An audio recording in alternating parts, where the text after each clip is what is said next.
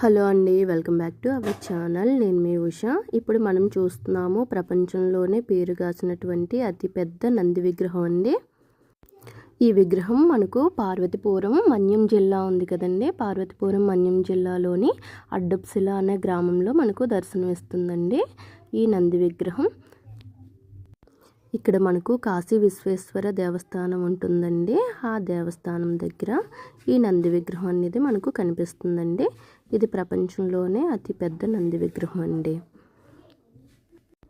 నా వీడియో నచ్చినట్టయితే లైక్ చేయండి, షేర్ చేయండి, సబ్స్క్రైబ్ చేయండి. థ్యాంక్ యూ ఫర్ వాచింగ్ అండి.